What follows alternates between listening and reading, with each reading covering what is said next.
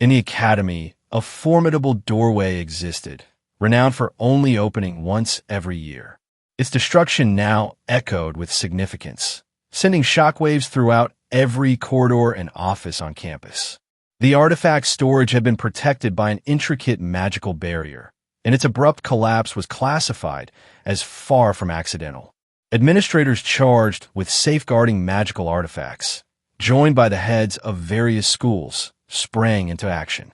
They meticulously scrutinized the unusual, inverted pentagram artifact, the device responsible for shattering the barrier. Yet, in their intensive examination, no residual mana signature could be found. It was as if the artifact had exhausted all its power in a singular, devastating surge and then faded into inertness. Currently, Vikir wore the Drabia object, which had undergone a transformation into a pendant resembling a plain, albeit sinister, piece of jewelry. The whole matter had been chalked up as resolved, on the grounds that the artifact was designed for one-time use only.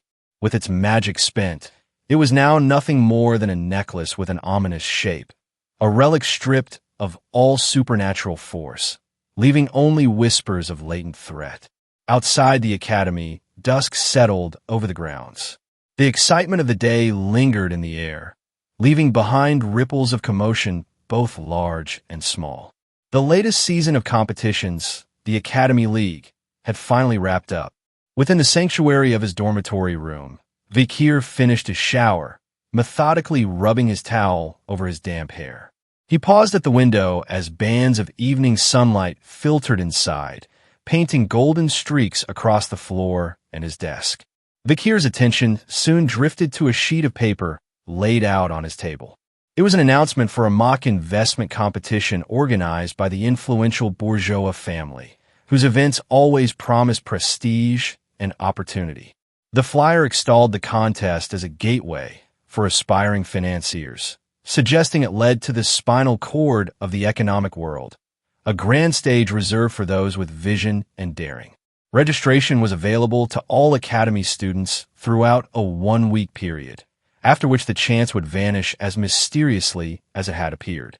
As Vikir absorbed the details, his eyes sparkled with intrigue. He recalled assuming the previous survival competition marked the end of such contests, only to realize a slew of opportunities still awaited, each with its own challenge, reward, and significance. The prospect put a new gleam in his eyes, sparking a cascade of thoughts about strategy, aspiration, and rivals. Lost in reverie, Vikir didn't notice someone else entering until the bathroom door creaked open. A figure appeared, holding the Drabia pendant aloft. Vikir turned in surprise, his eyes widening as he recognized Piggy, still fresh from his own shower, towel draped over his head, grinning with curiosity. Piggy asked if the pendant belonged to Vikir, prompting Drabia to react with a faint blush. Vikir reached for the necklace, his eyes narrowing in a blend of relief and caution. Piggy chattered lightly, mentioning that Vikir must have left it behind.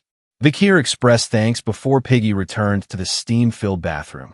Drabia fumed internally, muttering thoughts about the Academy's questionable logic for student placement. The scene, though awkward, offered a touch of levity to the day's serious tone. With the pendant safely returned, Vikir reminded Drabia, teeth clenched, voice edged with warning, that any mischief would be met with swift retribution. Drabia stammered, insisting it was merely admiring the dorm environment, glancing about innocently. At that moment, Piggy made another appearance, mistaking Vikir's words for conversation directed at him. Vikir quickly tucked the necklace out of sight and redirected attention to the contest poster resting on the desk. Piggy's face lit up. Excitedly, he explained that the mock investment contest was just around the corner, a challenge requiring participants to scout and invest in promising stocks or sectors before the market shifted. It's hosted by the bourgeois family, Piggy continued, fist clenched in anticipation. Winning, or even placing, guarantees a bunch of privileges and rewards. With a sigh and a nervous smile, Piggy confessed, "I'm terrible in combat, but contests like this are my shot at earning credit and catching up." Vikir listened quietly, and then reassured Piggy that while battle prowess might not be his forte, his analytical mind truly set him apart. Piggy responded bashfully, scratching his head and looking away. Vikir, still keeping the Drabia pendant hidden behind his back, mused on Piggy's remarkable aptitude for information gathering, analysis, and resource management. In his mind's eye, he pictured Cindy Wendy, a student legendary for her strategic recruitment, likely bursting in to secure Piggy for her own team the moment she saw him. Distracted for a moment, a tiny spider wandered onto the desk, eyeing the pendant hungrily. Drabia recoiled, demanding the miniature beast keep its distance. The bizarre episode added another layer of light-hearted absurdity. Piggy, meanwhile, daydreamed of Sinclair, a rival whose sharp economic sense always ensured victory. Piggy clenched his fist with renewed dedication. This time, he vowed, "I'll beat Sinclair." Vikir was amused, though slightly perplexed, by Piggy's determined rivalry. Piggy, noticing Vikir's reaction, explained that Sinclair had consistently bested him in previous tournaments, a streak he was intent on ending. This contest was more than just another event. It was for Piggy a personal trial of growth and redemption. The clock struck 6, snapping Piggy to attention. He rushed about, apologizing for being late to a meeting with his professor, throwing on a shirt and dashing from the room with such vigor that he scattered papers everywhere in his wake. Vikir watched as Piggy vanished, bemused by the whirlwind departure. Alone again, Vikir glanced at the spider and pendant, witnessing Drabia now desperate to escape the creature's curiosity. Hours drifted by and night fell with silent inevitability, cloaking the city in darkness. Rain showers left the streets slick and puddled, the moon's pale reflection shimmering across the wet stone. Elsewhere, a solitary man sprinted through the silent avenues, boots sending water flying with each desperate stride. His breath came in ragged bursts, and sweat dripped freely down his brow, tension carved into every muscle. A hat shaded his face, and he clutched an axe, a silent testament to violence and resolve. The urgency that drove him forward felt almost primal. He dared not look back, fearing what might pursue him next. Once far from the lights of civilization, the man, Edward Bourbon Jr., paused to recover his breath, bending forward, hands on his knees. His mind raced with resentful thoughts. If only Ouroboros had not interfered, perhaps he could have claimed dominance over the imperial capital. In this moment of frustration, a voice rang out, calling his name in the silence. Edward's face contorted, first with surprise, then with dread as he spun around.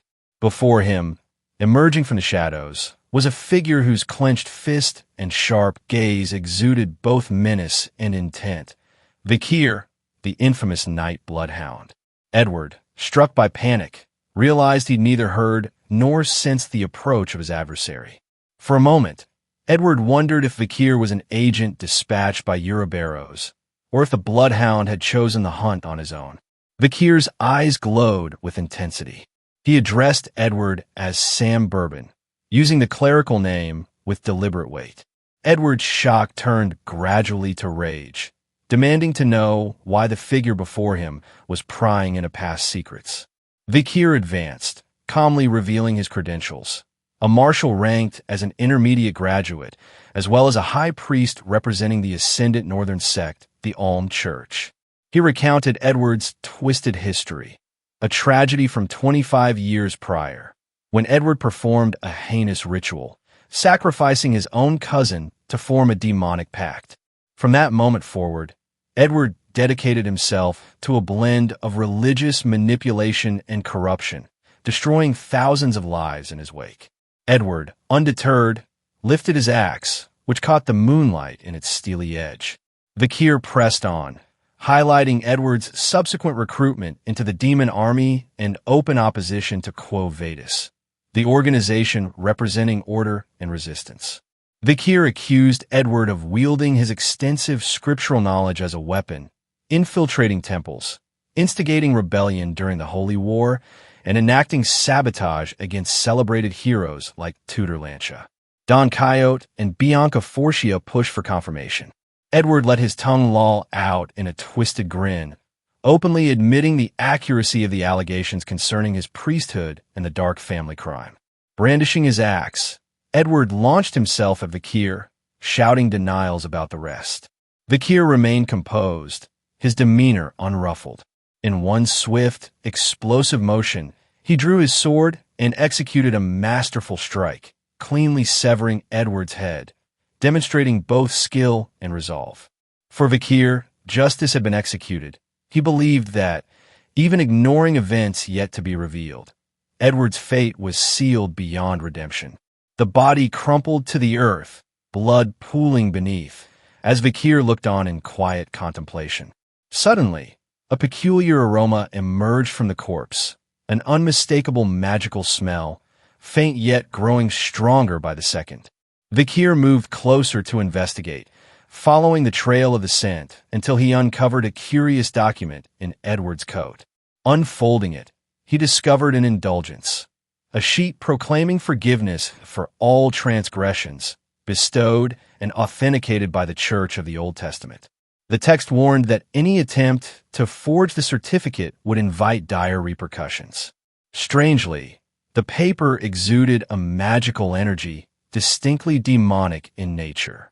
Reflecting on recent events, Vikir realized that, after eliminating Dantalion, a demon from the Quavetus family, the sale of indulgences should have ceased.